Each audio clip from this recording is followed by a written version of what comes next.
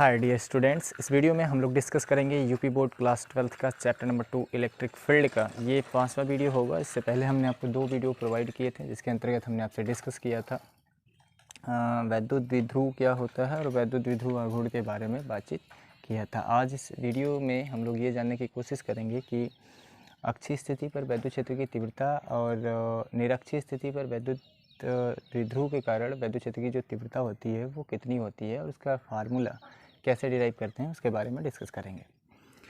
तो पहले हेडिंग लिखेंगे। सबसे पहले वैद्युत द्विध्रुव के कारण वैद्युत द्विध्रुव के कारण वैद्युत क्षेत्र की तीव्रता वैद्युत क्षेत्र की तीव्रता वैद्युत द्विध्रुव के कारण वैद्युत क्षेत्र की तीव्रता intensity of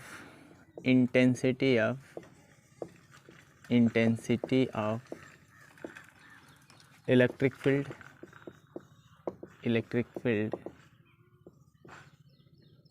due to a electric dipole due to an electric dipole यानी वैद्युत द्विध्रुव के कारण वैद्युत क्षेत्र की तीव्रता के कितने व्यंजक होते हैं, या वैद्युत द्विध्रुव के कारण जो वैद्युत क्षेत्र की तीव्रता होती है उसे कितने पॉइंट्स पे हम लोग निकाल सकते हैं, कितने स्थानों पर इसकी सहायता से वैद्युत क्षेत्र की तीव्रता को फाइंड आउट किया जा सकता है किसी भी इलेक्ट्रिक डाइपोल के कारण। तो वैद्युत द्विध्रुव के कारण वैद्युत क्षेत्र की जो तीव्रता निकालते हैं उसको हम 2 स्थानों पे फाइंड आउट करते हैं इलेक्ट्रिक डाइपोल के कारण। एक तो अक्षीय स्थिति पर निकालते हैं और दूसरा निरक्षीय स्थिति पर। तो सबसे पहले इस हेडिंग में हेडिंग लगाएंगे अक्षीय स्थिति या इसी को कहते हैं अनुदैर्ध्य स्थिति कहते हैं, या इसी का एक अन्य नाम भी होता है टैन ए स्थिति पर वैद्युत क्षेत्र की तीव्रता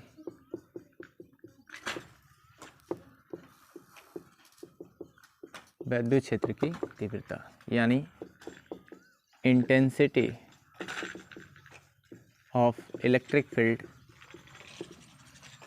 field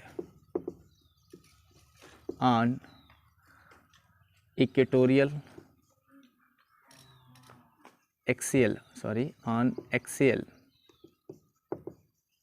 or Indian or tan a position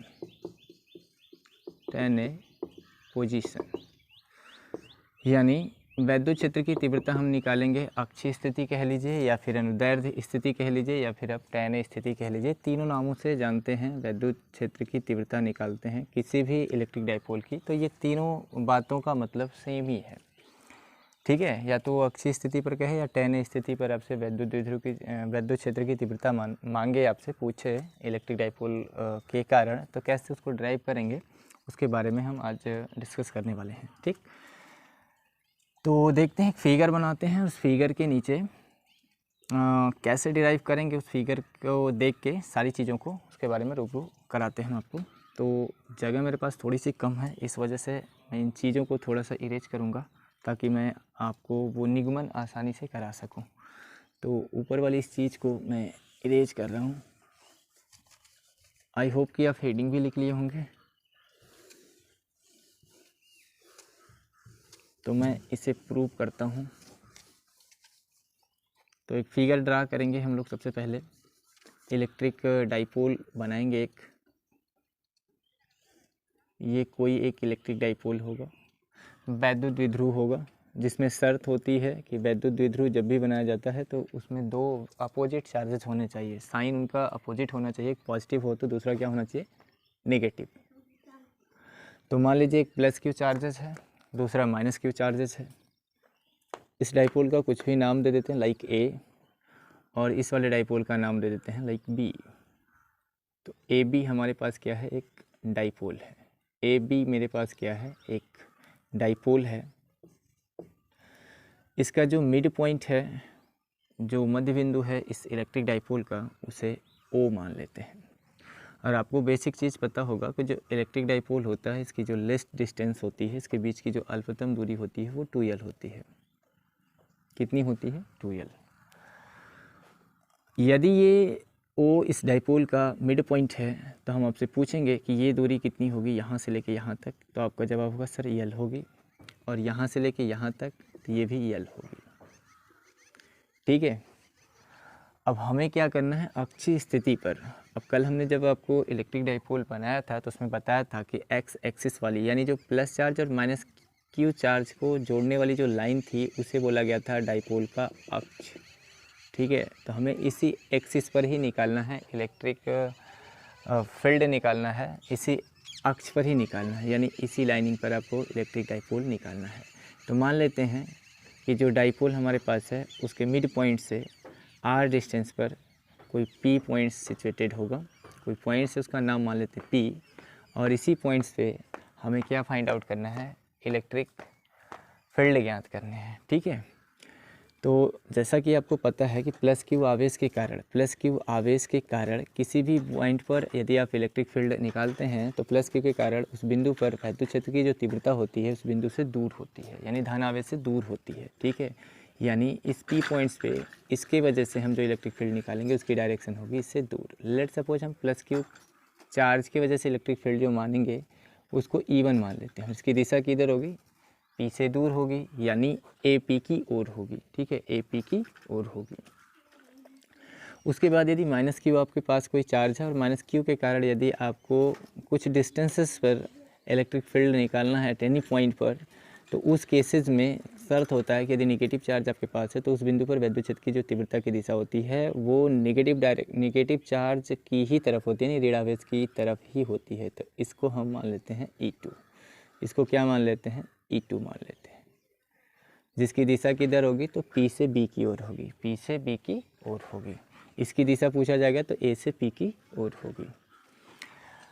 तो कैसे चीज़ों को लिखेंगे, ये तो अक्षीय स्थिति पर फिगर आपने ड्रा कर दिया है। अब इन्हीं सब अक्षरों को देखकर आपको उसके बारे में कुछ पॉइंट्स लिखने होंगे, जिस पॉइंट्स पे आपको इलेक्ट्रिक फील्ड निकालना है। तो P पॉइंट्स पे निकालना है, और ये आपको पता है द्विध्रुव का ये अक्ष है, तो अक्षीय स्थिति ये हो गई, या इसी को आप tan A स्थिति कह लीजिए। इस P पॉइंट्स पे इलेक्ट्रिक फील्ड कैसे फाइंड आउट करेंगे, उसके लिए कंडीशन सुनिएगा। ये P पॉइंट्स है, ठीक है। तो मैं यहाँ पे चीज़ें लिख रहा हूँ, इसके बारे में क्या क्या चीज़ें आप लिखेंगे। तो हम मानेंगे पहले कि माना एक वैद्युत द्विध्रुव, माना एक वैद्युत द्विध्रुव, उस वैद्युत द्विध्रुव का नाम क्या है, तो हमने नाम AB दिया है। तो हम मान लेंगे माना एक वैद्युत द्विध्रुव AB किससे मिलके बना है, तो जब आप है प्लस क्यू और माइनस क्यू आवेश से मिलके बना है, तो लिखेंगे प्लस क्यू व माइनस क्यू आवेशों से मिलकर बना है, आवेशों से मिलकर बना है। द्विध्रुव का मध्य बिंदु वो है, द्विध्रुव का मध्य बिंदु फिगर में आपको दिखाई दे रहा है, मिड पॉइंट क्या है हमने वो माना है। तो द्विध्रुव का मध्य बिंदु क्या है, ओ, मध्य बिंदु ओ है, जहाँ से ओ है, जहाँ से स्मॉल r दूरी पर आप देख पा रहे होंगे, यहाँ से स्मॉल r दूरी पर कोई बिंदु क्या है, P है। तो जहाँ से स्मॉल r दूरी पर कोई बिंदु P स्थित है, बिंदु P स्थित है, जहाँ हमें वैद्युत क्षेत्र की तीव्रता ज्ञात करनी है, वैद्युत क्षेत्र की तीव्रता ज्ञात करनी है। ठीक है, प्लस क्यू के कारण इसी में आगे और लिख लेंगे, प्लस क्यू के कारण वैद्युत क्षेत्र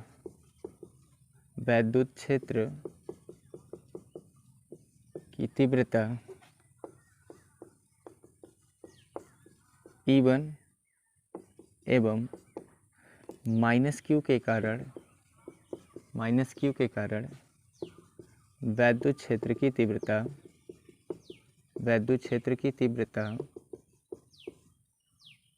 E2 है।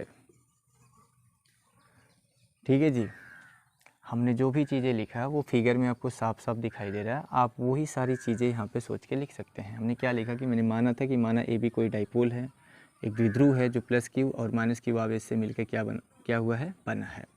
उसके बाद मैंने लिखा कि जो द्विध्रुव है, उस द्विध्रुव का जो मध्य बिंदु है वो क्या है, ओ है, जहाँ से स्मॉल आर दूरी पर कोई बिंदु क्या है, पी स्थित है, जहाँ हमें वैद्युत क्षेत्र ज्ञात करना है या वैद्युत क्षेत्र की तीव्रता निकालनी है, ज्ञात करनी है। उसके बाद हमने लिखा कि प्लस क्यू के कारण जो वैद्युत क्षेत्र की तीव्रता है वो E1 मान लिया हमने, और माइनस क्यू के कारण जो वैद्युत क्षेत्र की तीव्रता है उसे हमने E2 मान लिया है। अब हम आपसे पूछेंगे कि इस P पॉइंट्स पे नेट इलेक्ट्रिक फील्ड हमें पता करना है, वो कितना होगा और कितना होगा, उसे कैसे फाइंड आउट करेंगे, समझते हैं। तो उस केसेज में सबसे पहले हम आपसे ये जानने की कोशिश करेंगे कि यदि पॉइंट चार्ज के कारण इलेक्ट्रिक फील्ड का जो फार्मूला आपके पास आया था वो आया था E के मतलब 1/4πε0 को हम के कह रहे हैं, Q/r² आया था। इस फार्मूले से एक निष्कर्ष ये निकलता है कि जैसे जैसे दूरियां यदि बढ़ेंगी, यदि जिस चार्ज से जितनी दूरी पर आप इलेक्ट्रिक फील्ड निकाल रहे हैं, यदि उस चार्ज से, जैसे ये चार्ज है, इस चार्ज से P पॉइंट्स आपका L+r डिस्टेंस पर होगा, क्योंकि यहाँ से सेंटर से ये दूरी r है, तो A से यदि आपसे पूछा जाएगा कि A से इस P पॉइंट्स की दूरी बताइए, तो L में r जोड़ेंगे तभी आ पाएगा आपको ये वाली डिस्टेंस। तो यहाँ से देखें कि यदि डिस्टेंस का वैल्यू बढ़ेगा यानी दूरियाँ बढ़ेगी, तो वैद्युत क्षेत्र की तीव्रता का मान क्या होगा, घटेगा, क्योंकि r यदि इंक्रीज होगा तो E डिक्रीज होगा, क्योंकि E और r में उल्टा रिलेशन है। r का मान यदि कम होगा तो E का मान ज़्यादा होगा, और यदि r का मान ज़्यादा होगा तो E का मान क्या होगा, कम। तो यदि पूछा जाएगा कि सर E1 बड़ा कि E2 बड़ा, क्योंकि जब नेट E आप इस P पॉइंट्स पे फाइंड आउट करने के लिए जाएंगे तो उस केस में आपको ये पता होना चाहिए कि E1 बड़ा है कि E2 बड़ा है, क्योंकि आपको घटाना पड़ेगा, और घटाने के दौरान आपको ये बात याद करनी पड़ेगी कि कौन सा बड़ा है, E1 बड़ा है कि E2 बड़ा है। तो उसके लिए यहाँ से आपको पहले बेसिक चीज़ पता होनी चाहिए कि यदि जिस भी पॉइंट्स पर हम इलेक्ट्रिक फील्ड निकाल रहे हैं, यदि चार्ज से उस पॉइंट्स की दूरी ज़्यादा होगी तो इलेक्ट्रिक फील्ड का वैल्यू कम होगा, और यदि उस चार्ज से जिस पॉइंट्स पे इलेक्ट्रिक फील्ड निकाल रहे हैं उसकी दूरी यदि कम होगी तो इलेक्ट्रिक फील्ड का वैल्यू ज़्यादा होगा। यहाँ यदि B पॉइंट्स पे जो माइनस क्यू चार्ज है उसके कारण यदि P पॉइंट्स पर हम आपसे पूछें कि ये वाली दूरी इस चार्ज से जो डिस्टेंसेज होगी तो इसका ये कितना होगा, तो आपका जवाब होगा सर ये जो आपके पास PB दिखाई दे रहा है, इस PB को आप पूरे इस R लेंथ में से L लेंथ को घटा देंगे तो इसका वैल्यू आ जाएगा। यानी यदि आपसे PB पूछेंगे तो आप कहेंगे सर ये R-L होगा, क्या होगा, R-L। फिगर में आप देख पा रहे होंगे, क्योंकि यहाँ सेंटर से यदि पूरी दूरी आपसे पूछी जाएगी O से P की तो वो R है, और O से लेके B की दूरी पूछी जाएगी तो L है। तो O से P में से, O से लेके P तक की दूरी में से O से लेके B तक की दूरी आप सब्सट्रैक्ट कर देंगे तो आपको B से लेके P तक की दूरी आ जाएगी, और चार्ज आपका कहाँ स्थित है, B पर तो ही सिचुएटेड है। तो यहाँ से ये चार्ज की दूरी आपको पता लग जाएगी, क्योंकि पॉइंट चार्ज के कारण इलेक्ट्रिक फील्ड निकालने के लिए आपको उस पॉइंट चार्ज से ज़रूरी होता है उसकी डिस्टेंस, जिस पॉइंट पे आपको इलेक्ट्रिक फील्ड फाइंड आउट करना होता है, तो आपको ये डिस्टेंस भी मिल जाएगा। और यदि यहाँ से कहेंगे कि यहाँ प्लस क्यू वाले से कितनी दूरी पर होगा तो L+R हो जाएगा, L+R। अब यहाँ आप देख पा रहे हैं कि यहाँ वाली जो दूरी होगी A से P की जो दूरी है वो B से P की दूरी की तुलना में ज़्यादा है, और यदि B से P तक की दूरी की तुलना में A से P तक की जो दूरी है यदि वो ज़्यादा है तो जाहिर सी बात है कि E2 का मान E1 की तुलना में क्या होगा, ज़्यादा होगा। तो नेट E निकालने के दौरान, P पॉइंट्स पे नेट E निकालने के दौरान हम E2 में से E1 को क्या करेंगे, घटाएंगे, क्योंकि E2 बड़ा है और E1 क्या है, छोटा है। आई होप कि आप समझ पा रहे होंगे। इसी लॉजिक को हम नेट इलेक्ट्रिक फील्ड निकालते समय अप्लाई करेंगे 8 पॉइंट P पर। तो इन चीज़ों को हम इरेज कर देते हैं, और जो भी चीज़ें आगे प्रूव करना है उसको हम यहाँ पे लिख रहे हैं, ठीक है।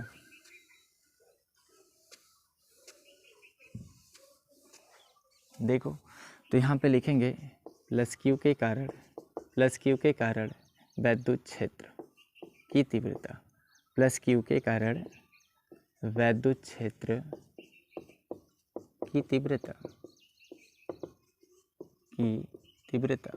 उसे क्या माने हैं हमने प्लस क्यू के कारण E1 माना है। तो E1 का वैल्यू कितना आएगा, के लिख लेते हैं, के मतलब कांस्टेंट होगा, उसका वैल्यू बाद में हम रख देंगे 1/4/0 Q/r², फिलहाल के लिए के लिख लेते हैं।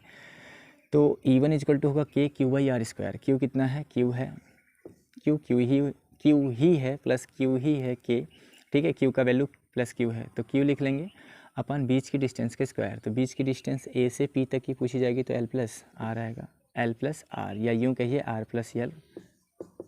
R+L का होल स्क्वायर, ठीक है। माइनस क्यू के कारण यदि हम निकालें इलेक्ट्रिक फील्ड, माइनस क्यू के कारण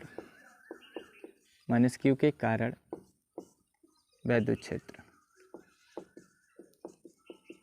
की तीव्रता कहाँ पे निकाल रहे हैं, पी पॉइंट पे निकाल रहे हैं। तो माइनस क्यू के कारण वैद्युत क्षेत्र की तीव्रता हमने कितना माना है, E2 माना है।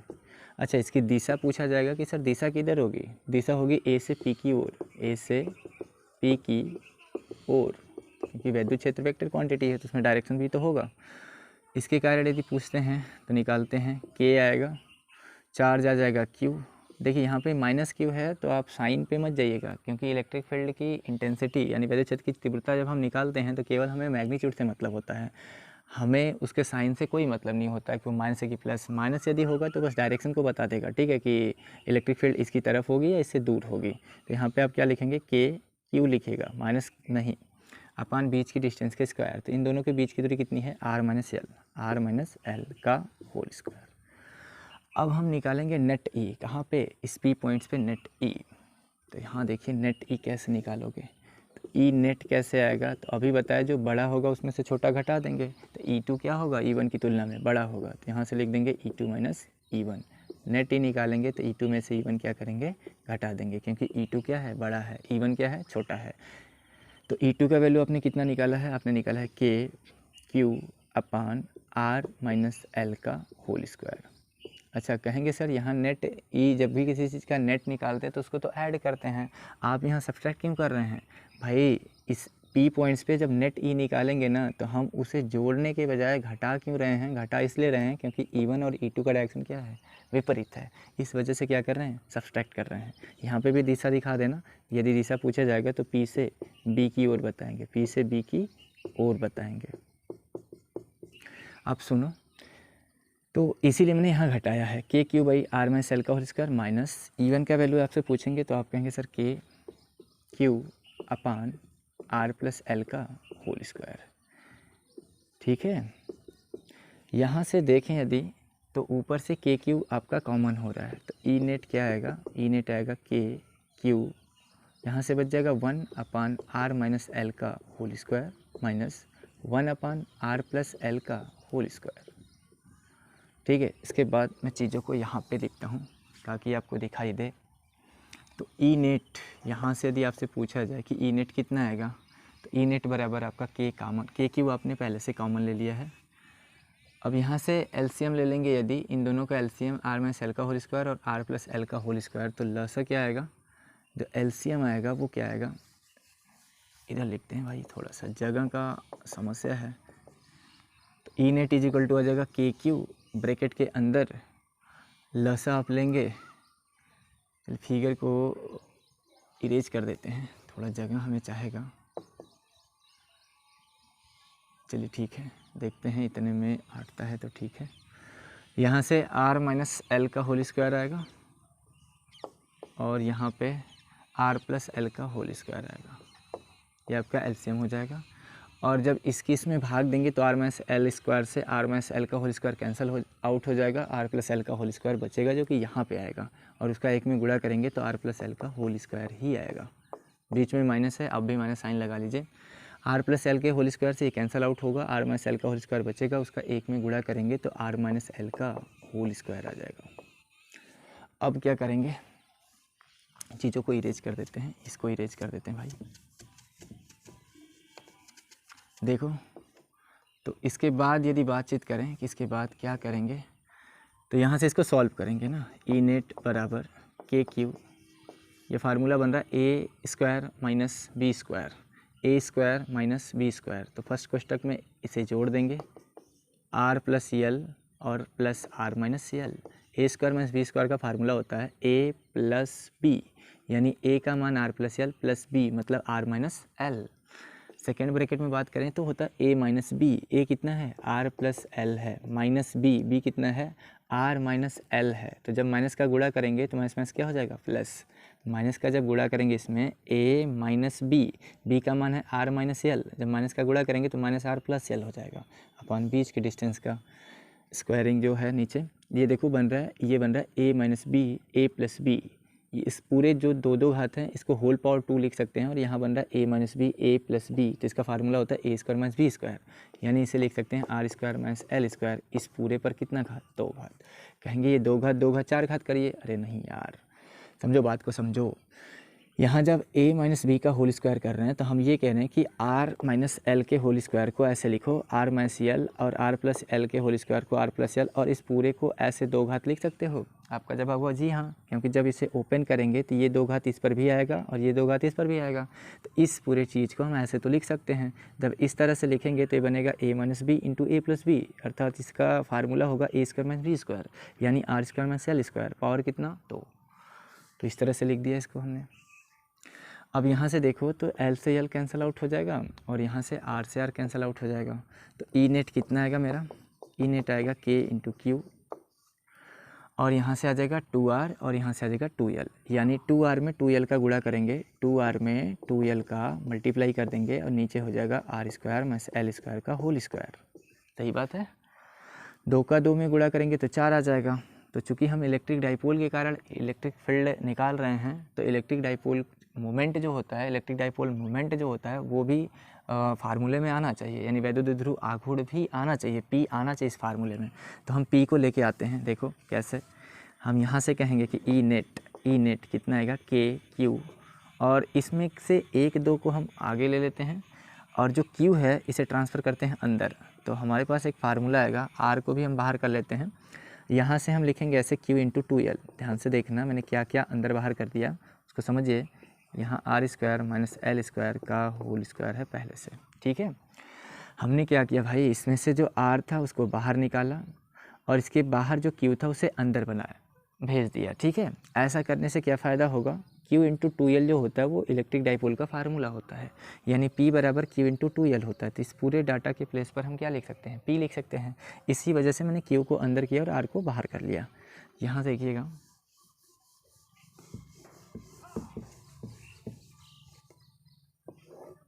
थोड़ा सा जगह का शॉर्टेज है भाई, समझो फिर भी। ई नेट इज इक्वल टू आपसे पूछेंगे तो ये आएगा 2KR ब्रैकेट में, इसके बाद यहाँ से है, इसके बाद यहाँ से है, ठीक है। Q इंटू 2L के स्थान पर आप P लिखेंगे तो यहाँ आ जाएगा P अपान, नीचे बात करें तो ये है R स्क्वायर माइनस का L स्क्वायर का होल स्क्वायर, ठीक है। इसे अंदर यदि मल्टीप्लाई कर दें तो ये आ जाएगा E net is equal to, K का वैल्यू यहाँ पे पुट कर देते हैं, K बराबर होता है 1/4πε0, और ये आ जाएगा 2PR अपान R स्क्वायर माइनस का L स्क्वायर का होल स्क्वायर, ठीक है। यहाँ दिखा देना कि सिंस P बराबर क्या होता है, Q इंटू 2L होता है, Q इंटू 2L होता है, इसीलिए Q इंटू 2L के स्थान पर हमने P लिख दिया है। अब ये जो फार्मूला आ रहा है, ये वैद्युत क्षेत्र की तीव्रता का फार्मूला आ गया अक्षीय स्थिति पर, लेकिन ये फार्मूला तब अप्लाई किया जाएगा जब डाइपोल काफ़ी बड़ा होगा, द्विध्रुव काफ़ी बड़ा होगा, द्विध्रुव का जो लेंथ होगा वो काफ़ी बड़ा होगा, तब के केस में, ठीक है। ये फार्मूला कब अप्लाई किया जाएगा, जब द्विध्रुव की लंबाई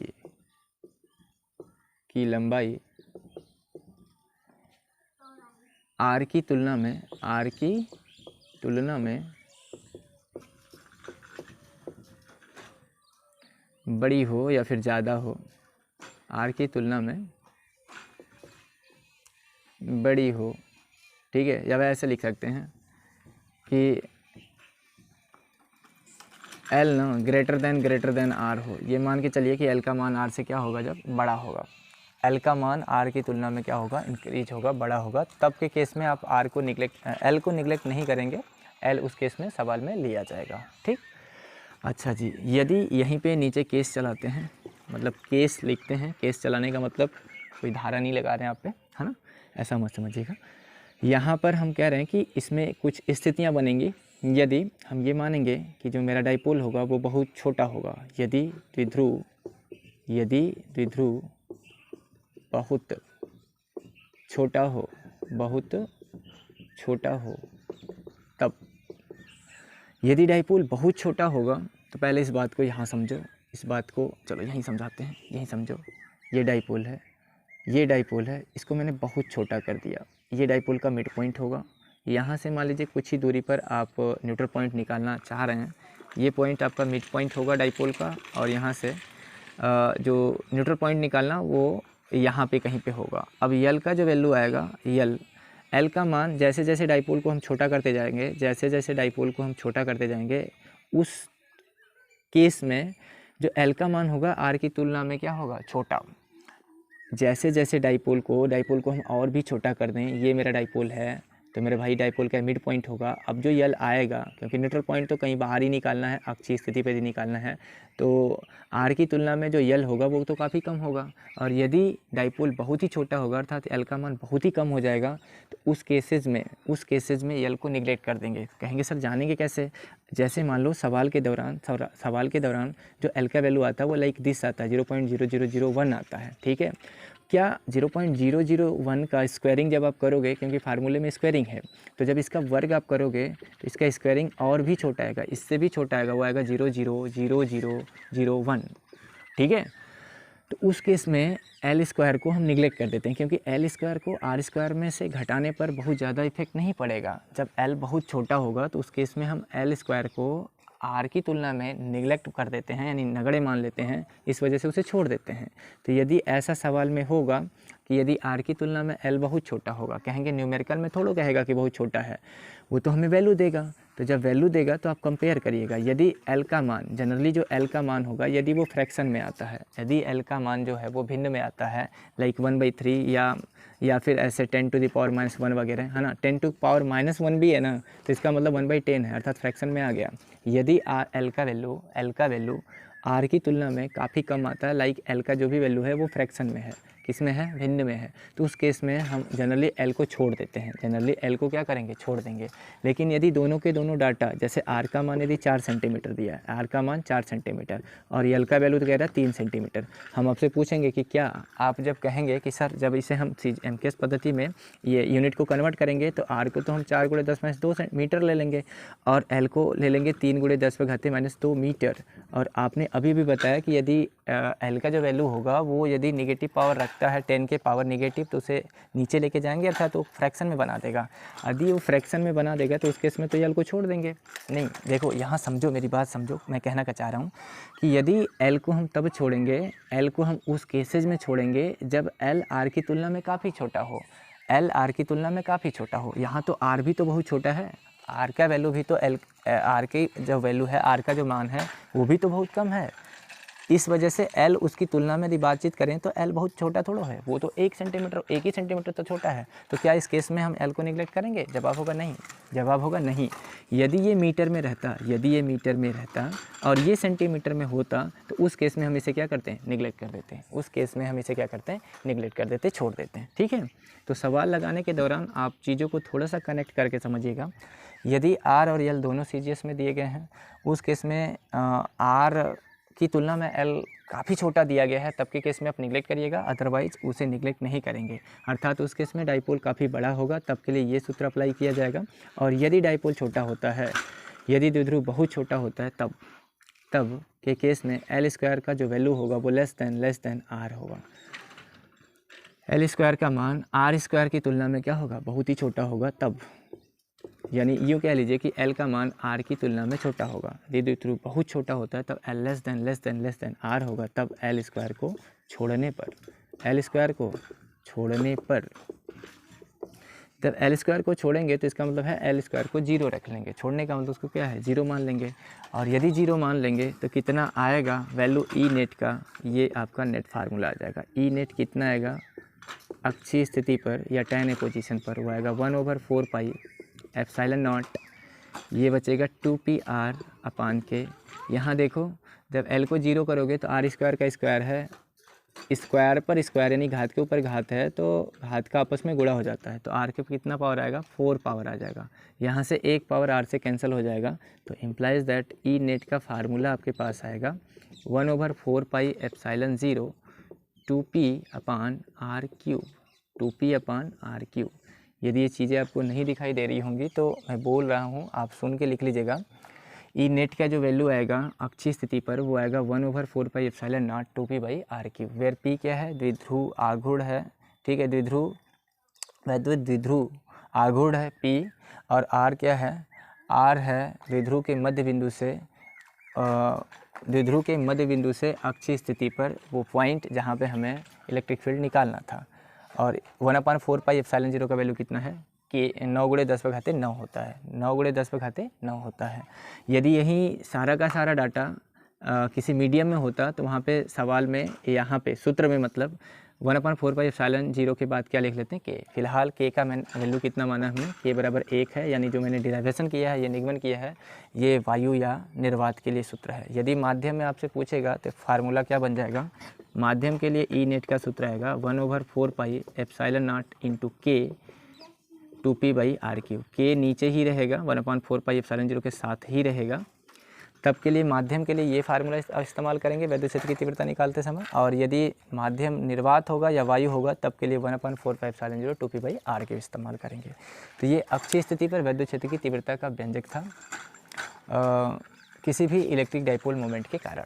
आई होप कि आप समझ पाए होंगे। इसका निगमन काफ़ी कठिन नहीं है, आसान है। आप चाहो तो सिंपल इसे 2 बार 3 बार प्रैक्टिस में करोगे तो आपको ये आसानी से याद हो जाएगा। आगे पढ़ते हैं, वैद्युत द्विध्रुव के कारण ही निरक्षीय स्थिति पर वैद्युत क्षेत्र की तीव्रता का व्यंजक।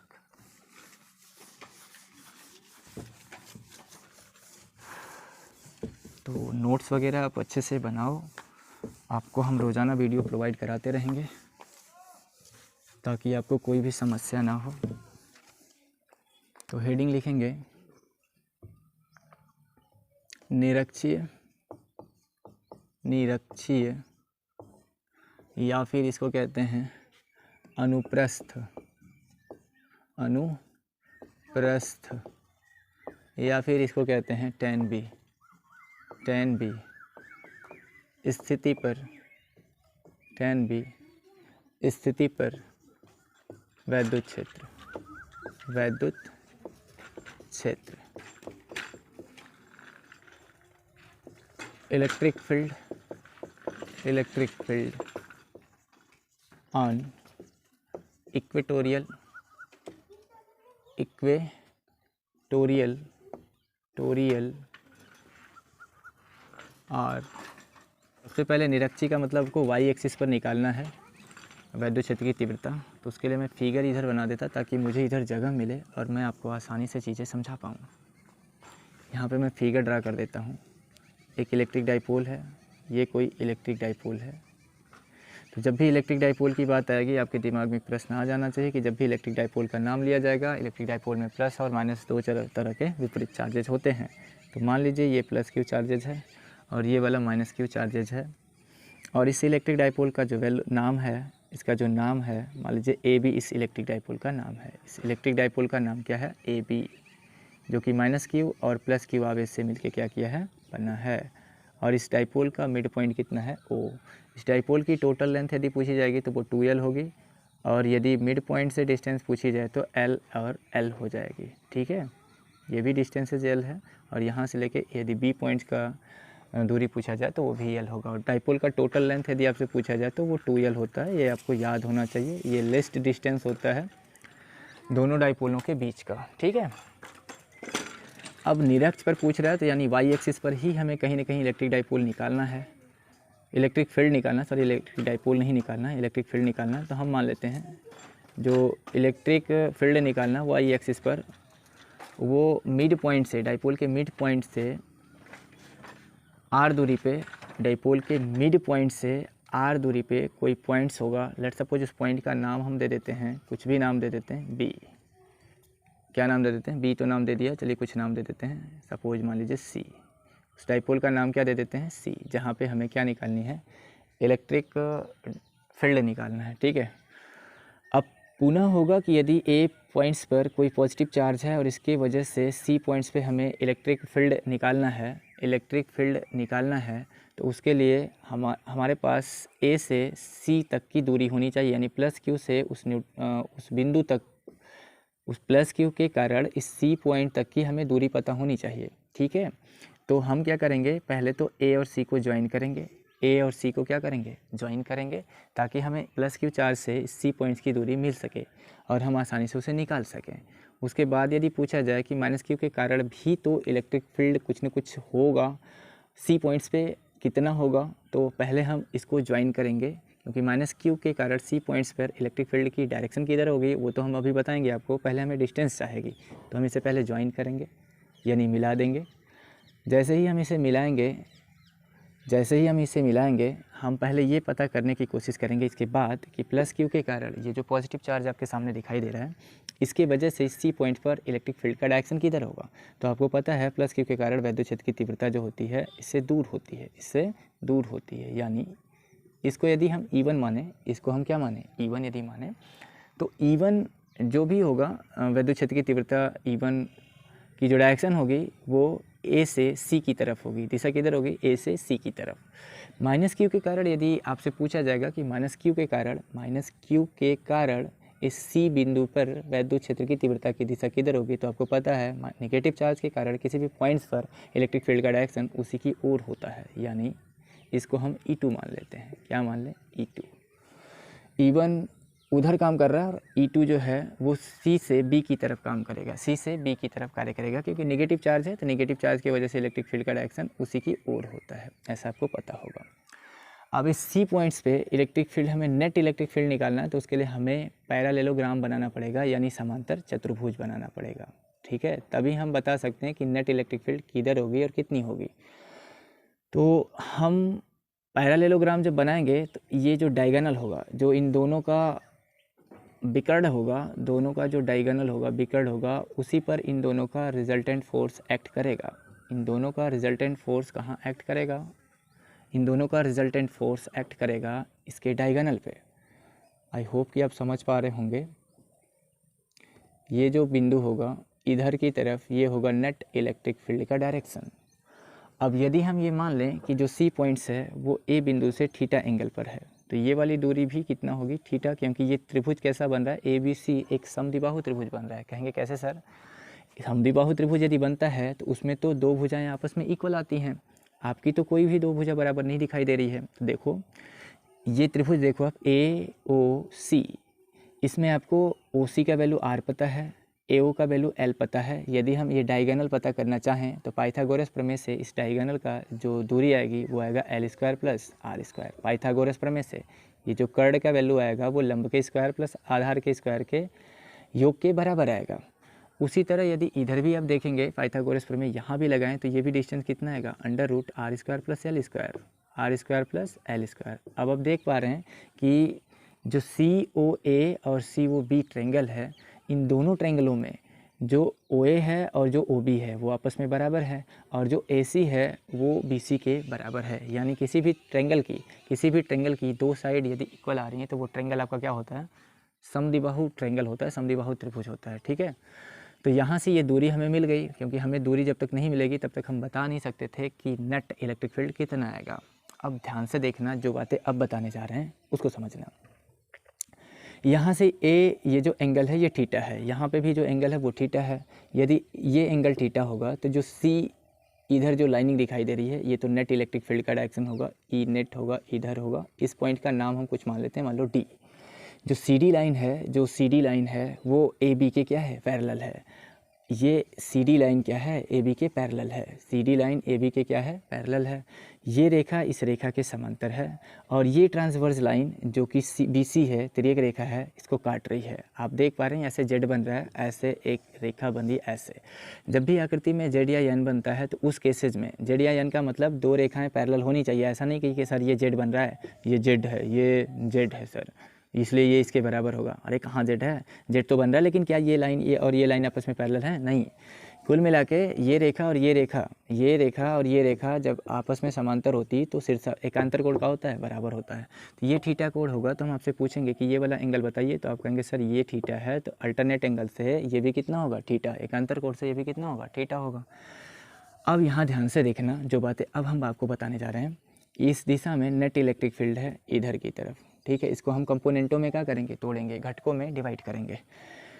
तो देखो जो CD है, CD की तरफ नेट इलेक्ट्रिक फील्ड है। इधर हम इस E को दो कंपोनेंटों में तोड़ने जा रहे हैं। दो कंपोनेंटों में क्या करेंगे, तोड़ेंगे।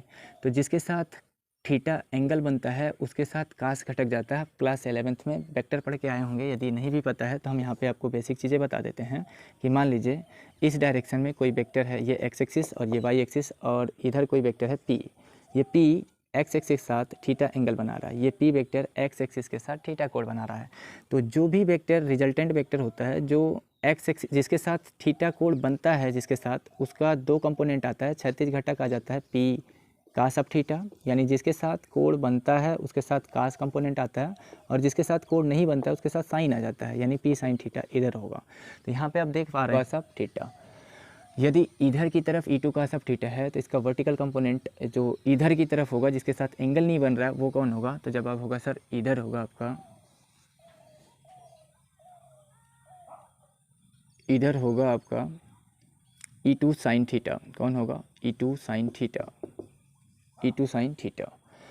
फिर इस E1 को लेंगे, इस E1 को लेंगे, तो यदि ये थीटा होगा तो इधर वाला एंगल भी थीटा आएगा, इधर वाला एंगल भी, ये वाला एंगल जो है, ये वाला एंगल सॉरी, ये वाला एंगल भी क्या आएगा, थीटा आएगा। ये एंगल क्या आएगा, थीटा आएगा।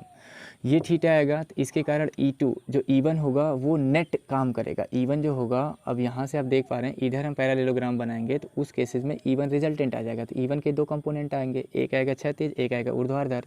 तो इस E1 का जो क्षैतिज घटक आएगा वो इधर ही आएगा, E1 कास ऑफ थीटा, और इस E1 का जो ऊर्ध्वाधर घटक आएगा वो आ जाएगा E1 साइन ऑफ थीटा।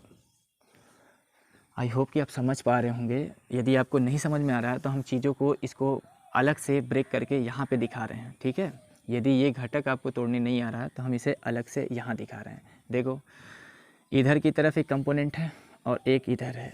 इधर की तरफ जो है इसका नाम E1 है, और इस साइड में जो है इसका नाम E2 है। सॉरी, इस वाले का नाम E2 है और इधर वाले का नाम क्या है, E1 है। अब हमने आपसे बोला, हमने आपको ये कहा कि ये जो E2 वाला है, ये जो E2 है, इस वाले के साथ जिधर नेट इलेक्ट्रिक फील्ड जो CD लाइन है इसका नाम C है और इसका नाम क्या है, D। इसका नाम क्या है, D। तो CD की तरफ CD के साथ जो E2 है वो क्या बना रहा है, थीटा एंगल बना रहा है। तो यहाँ से यदि हम ला पैरेललोग्राम लगाएं, इधर आप बलों के समांतर चतुर्भुज को अप्लाई करें, तो यदि ये थीटा बना रहा है E2 इस वाले के साथ थीटा एंगल बना रहा है, तो इस E2 के दो कंपोनेंट आएंगे, एक क्षैतिज आ जाएगा, एक ऊर्ध्वाधर आ जाएगा। जो क्षैतिज घटक आएगा उसका नाम होगा E2 कास ऑफ थीटा, क्योंकि ये इसके साथ थीटा एंगल बना रहा है। और इसी E2 का एक वर्टिकल कंपोनेंट आएगा जो कि E2 साइन ऑफ थीटा आएगा, क्योंकि इसके साथ इस वाले के साथ तो एंगल बना नहीं रहा है, एंगल तो इसके साथ बना रहा है। तो जिसके साथ कोण बनता है उसके साथ कास घटक जाता है। अब यदि ये एंगल थीटा है तो ये भी एंगल कितना होगा, थीटा ही होगा। ये एंगल भी कितना होगा, थीटा। अब यहाँ से देखो, यदि इधर मैं आपको समांतर चतुर्भुज बना के दिखाऊँ, इधर मैं आपको समांतर चतुर्भुज बना के दिखाऊँ, ठीक है। मैं यहाँ पे समांतर, इसको समांतर चतुर्भुज ही आप मानिएगा, ये मत कहिएगा सर आयत बन रहा है। यहाँ पे जो थीटा एंगल है, थीटा एंगल अब इस वाले के साथ थीटा एंगल बना रहा है, इसके साथ यहाँ पे। तो यदि ये इस वाले एक्सिस के साथ थीटा बना रहा है तो इस E1 के दो कंपोनेंट आएंगे, एक क्षैतिज आएगा, एक ऊर्ध्वाधर आएगा। तो इस E1 का क्षैतिज घटक जो आएगा वो क्या आएगा, वो आएगा E1 कास ऑफ थीटा, और ऊर्ध्वाधर घटक पूछेंगे तो आप कहेंगे सर E1 साइन थीटा आएगा। आई होप कि यदि ये फिगर आपको यहाँ नहीं समझ में आया तो ये बात आपको यहाँ समझ में आ जानी चाहिए। अब इस फिगर में यहाँ पे देखें तो E2 कास थीटा और E1 कास थीटा दोनों एक ही तरफ हैं, और E1 साइन थीटा और E2 कास थीटा ये दोनों एक दूसरे के परिमाण में बराबर दिशा में विपरीत होने की वजह से निगलेक्ट हो जाएंगे। दो जो नेट इलेक्ट्रिक फील्ड आएगा CD की तरफ वो आएगा E1 cos theta plus E2 cos theta. E1 और E2 का वैल्यू आप निकाल के और कास थीटा का वैल्यू इस फिगर की मदद से निकाल के आप आसानी से रखेंगे तो आपको निरक्षीय स्थिति पर वैद्युत क्षेत्र की तीव्रता मिल जाएगी, ठीक है। तो कैसे निकालेंगे उसे हम यहाँ पे लिख रहे हैं। हम मानेंगे, माना एक वैद्युत द्विध्रुव, वैसे ही लिखना जैसे आपने पिछले वीडियो में पिछले निगमन में लिखा था चीज़ों को, वैसे ही लिखना। माना एक वैद्युत द्विध्रुव AB प्लस Q व माइनस Q, प्लस Q व माइनस Q आवेश से मिलकर बना है। आवेश से मिलकर बना है। इसका मध्य बिंदु O है, मध्य बिंदु O है, जहाँ से स्मॉल r दूरी पर निरक्ष पर कोई बिंदु P स्थित है। अब देख पा रहे हैं, जहाँ से स्मॉल r दूरी पर निरक्ष पर कोई बिंदु क्या है, C। कोई बिंदु क्या है, C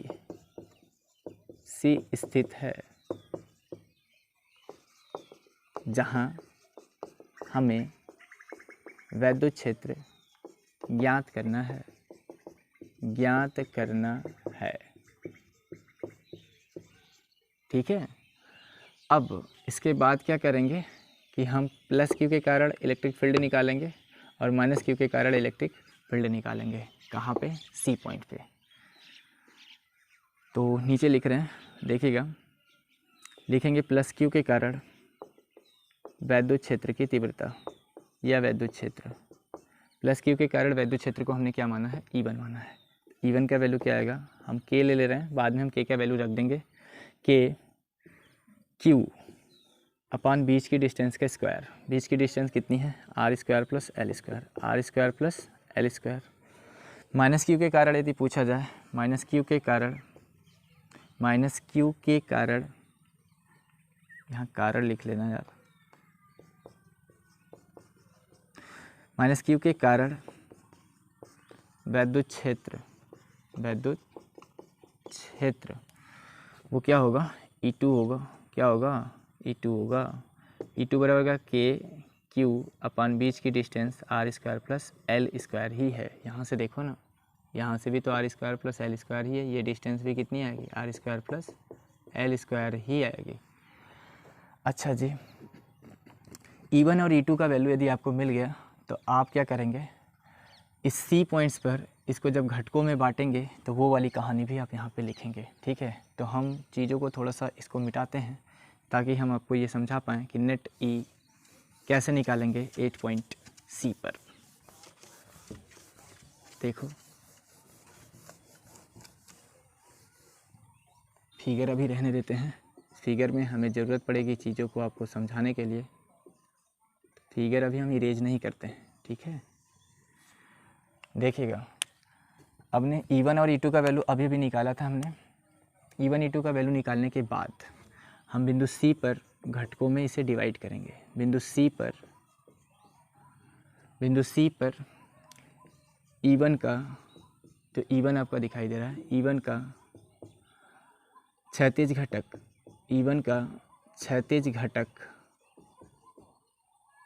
घटक CD दिशा में एवं ऊर्ध्व घटक, इसका कुछ भी नाम दे देते हैं, मान लीजिए C के कह देते हैं, C के दिशा में तथा E2 का, जो E2 दिखाई दे रहा है यहाँ पे, E2 का क्षैतिज घटक CD दिशा में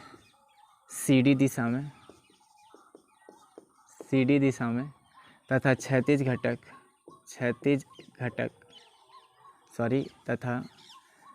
घटक सीधी दिशा में तथा ऊर्ध्व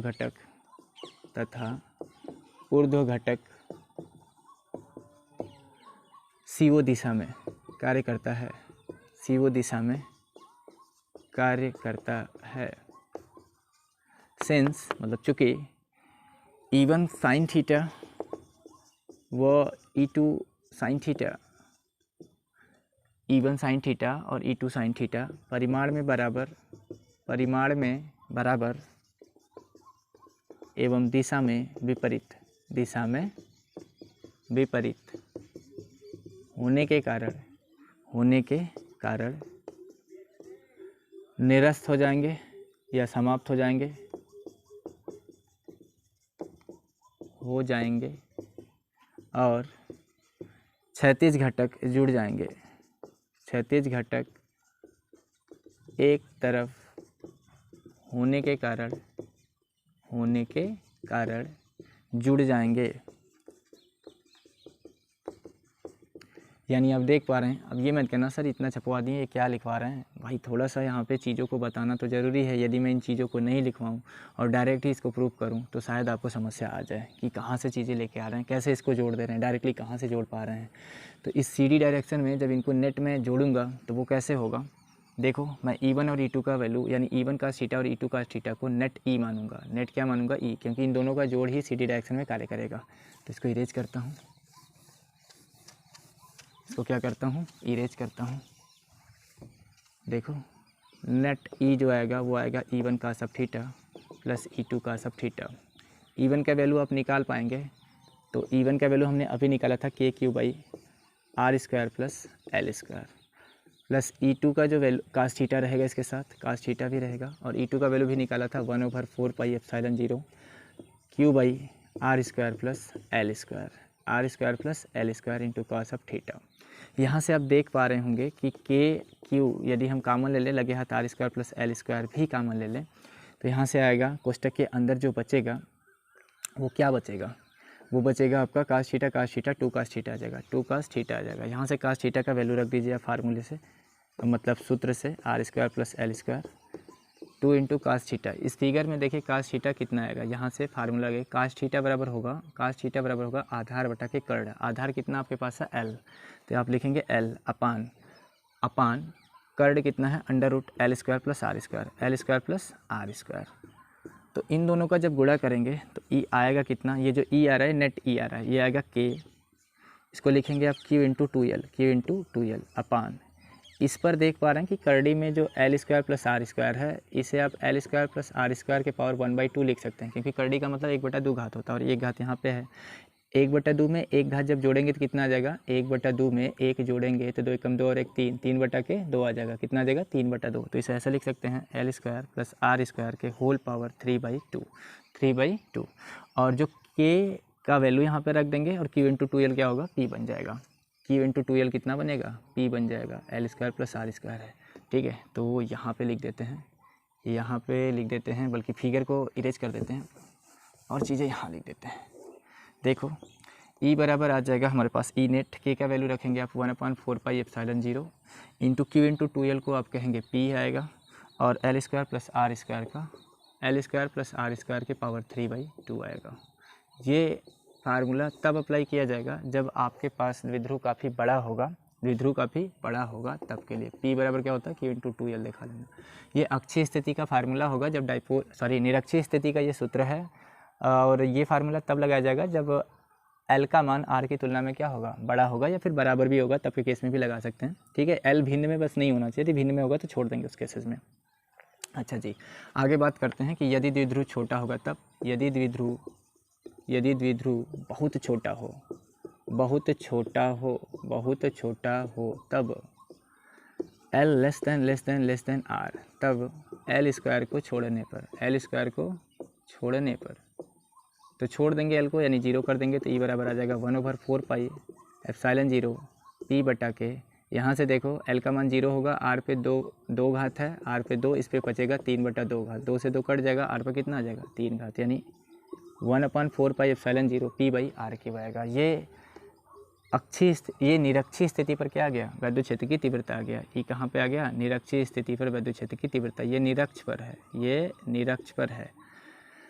ठीक है, तो यदि किसी मीडियम में रहेगा तो यहाँ K आप अप्लाई कर लीजिएगा। फिलहाल के लिए मेरा किसी मीडियम में नहीं है, निर्वात में, इसलिए K का वैल्यू यहाँ के कितना रहेगा, 1 रहेगा। ठीक है, E अक्षीय नोट करके चीज़ों को लिखेगा, एक चीज़ लिखेगा नोट करके कि E अक्षीय बटा E निरक्षीय बराबर कितना आएगा, तो इसको आप सॉल्व करेंगे तो आता है, अक्षीय पर आया था 2P/R³ और निरक्षीय पे आया है P/R³। ये सारी चीज़ें कट जाएंगी ना, देखना भैया, 1/4πε0 उसमें आया था 2P/R³ और यहाँ पे वैल्यू आ रहा है 1/4πε0 P/R³।